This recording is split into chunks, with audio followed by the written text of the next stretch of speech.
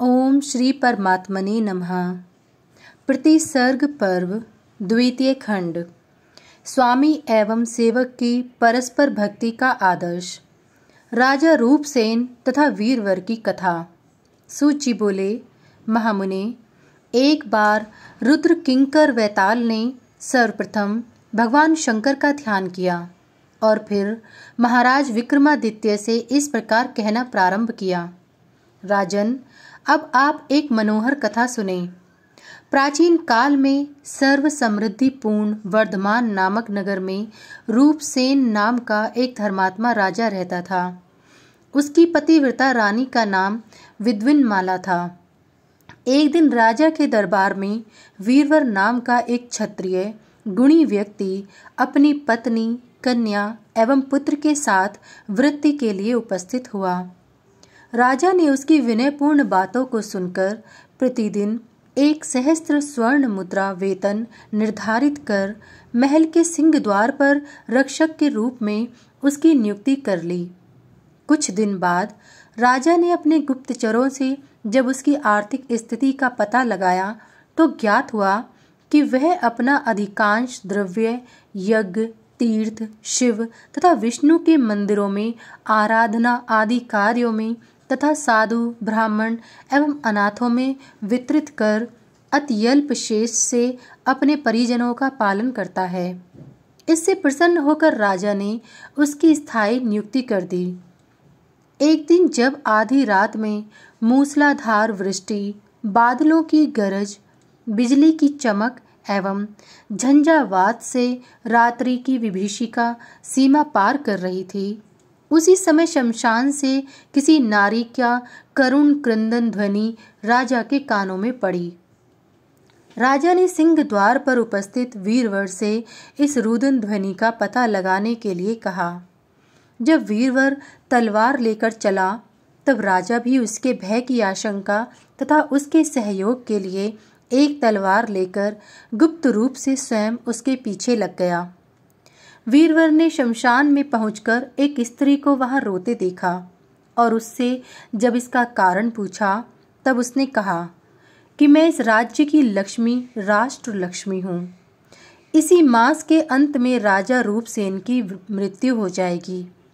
राजा की मृत्यु हो जाने पर मैं अनाथ होकर कहाँ जाऊंगी? इसी चिंता से मैं रो रही हूँ। स्वामी भक्त वीरवर ने राजा के दीर्घायु होने का उससे उपाय पूछा। इस पर वह देवी बोली, यदि तुम अपने पुत्र की बलि चंडिका देवी के सामने दे सको तो राजा की आयु की रक्षा हो सकती है। फिर क्या था, वीरवर उल्टे पांव घर की ओर लौट आया और अपनी पत्नी, पुत्र तथा लड़की को जगाकर उनकी सम्मति लेकर उनके साथ चंडिका के मंदिर में जा पहुंचा।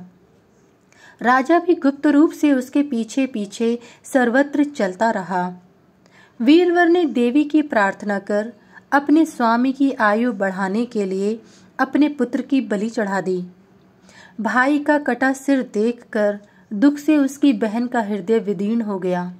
वह मर गई और इसी शोक में उसकी माता भी चल बसी। वीरवर इन तीनों का दाह संस्कार कर स्वयं भी राजा की आयु की वृद्धि के लिए बलि चढ़ गया। राजा छिपकर यह सब देख रहा था।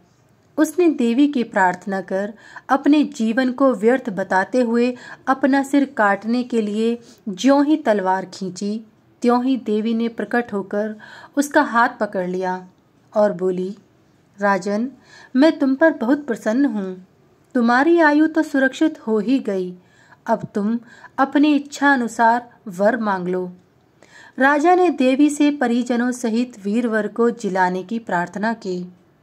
तथास्तु कहकर देवी अंतर्ध्यान हो गईं। राजा प्रसन्न होकर चुपके से वहां से चलकर अपने महल में आकर लेट गया। इधर वीरवर भी चकित होता हुआ और देवी की कृपा मानता हुआ अपने पुनर्जीवित परिवार को घर पर छोड़कर राजप्रसाद के सिंह द्वार पर आकर खड़ा हो गया। अनंतर राजा ने वीरवर को बुलाकर रात में रोने वाली नारी के रुदन का कारण पूछा तो वीरवर ने कहा, राजन, वह तो कोई चुड़ैल थी। मुझे देखते ही वह अदृश्य हो गई। चिंता की कोई बात नहीं है।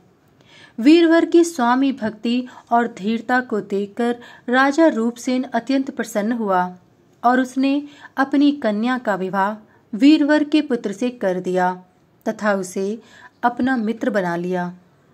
इतनी कथा कहकर बैताल शांत हो गया। बैताल ने राजा विक्रम से फिर पूछा, राजन, इस कथा में परस्पर सबने एक दूसरे के लिए स्नेहवश अपने प्राणों का उत्सर्ग किया, पर सबसे अधिक स्नेह और त्याग किसका था, यह आप बताइए। राजा बोले, यद्यपि सभी ने अपने अपने कर्तव्य का अद्भुत आदर्श उपस्थित किया, फिर भी राजा का स्नेह ही सबसे अधिक मान्य प्रतीत होता है, क्योंकि वीरवर राज सेवक था। उसे अपनी सेवा के प्रतिफल में स्वर्ण मुद्राएं मिलती थीं, अतः उसने स्वर्ण प्राप्ति की दृष्टि से अपना उत्सर्ग किया। वीरवर की पत्नी पतिव्रता थी, धर्म स्नेही थी, इसलिए उसने अपने प्राणों का उत्सर्ग कर दिया। बहन का अपने भाई में प्रेम था, पुत्र का अपने पिता में स्नेह था, यह तो स्वभाववश होता ही है, किंतु राजा रूपसेन ने महान स्नेह का आदर्श उपस्थित किया, जो कि वे एक सामान्य सेवक के लिए भी अपना प्राणोत्सर्ग करने को उद्यत हो गए। अतः उन्हीं का स्नेह में त्याग महान त्याग है।